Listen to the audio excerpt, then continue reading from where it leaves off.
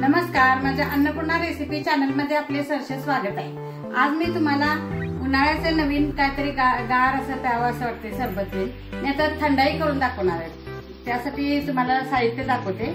हे दूध घेतले अर्धा लिटर, हे मिरे 4 घेतल्यात, ही बडीशेप आहे, ही खडी साखर थोडी घेतली, ही खसखस भिजत घातलेली, हे ह्याचे बी घेतलेले आहे, टरबूजचे बी घेतलेले, परत हे बदाम भिजवून घेतले, हे सोलायचे अजून थोडे सोलून घ्यायचे ते, आणि काजू भिजवलेले, परत यात केशर दुधात केशर घालून घेतले, हे 4 वेलदोडे आहेत आणि ह्या गुलाबाच्या पाकळ्या। कसं करायचं ते मी आता दाखवते। दूध गरम करायचं,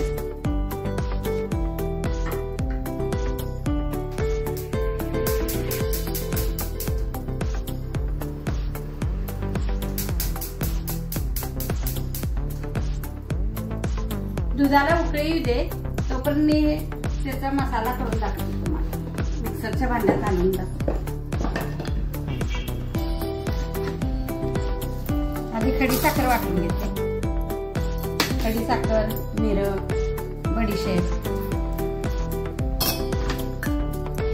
आणि वेलदोडी।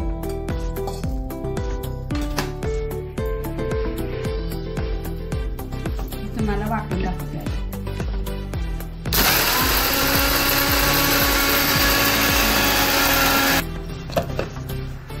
आता ही पावडर आपण वाटून घेतलेला आहे मसाला, काजू घालूया,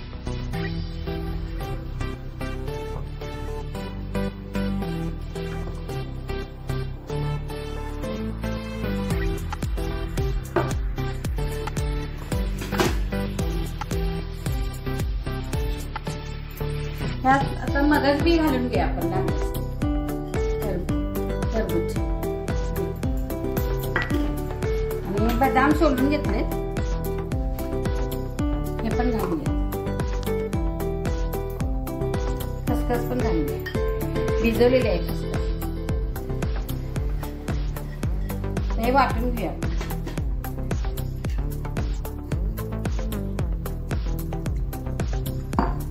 थोडंसं पाणी घालून घ्या म्हणजे चांगलं मिक्स होतं।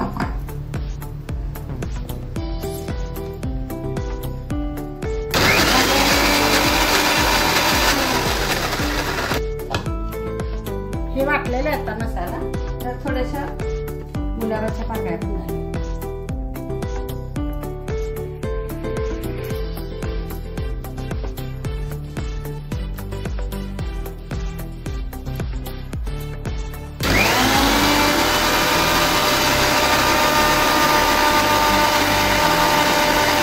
आता हे दूध उकळलेलं आहे चांगलं, त्यात हा मसाला घालूया आपण।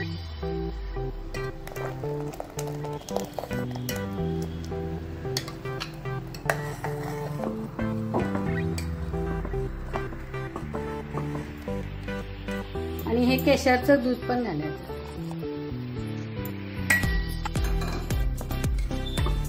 चांगलं उकळू दे।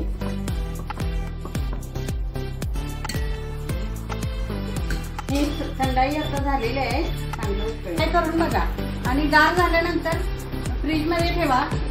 तुम्हाला आवडत असलं तर फ्रीज मध्ये ठेवा, नाहीतर बाहेर घेऊन खाऊ शकता, एक नंबर होते। अशा पद्धतीने थंडाई करा आणि किती छान दिसते बघा, सुगंधी वास सुटलाय वेलदोडे ते घातल्यामुळे। अशा आवडले तर कमेंट करा, सबस्क्राईब करा, लाईक करा, शेअर करा।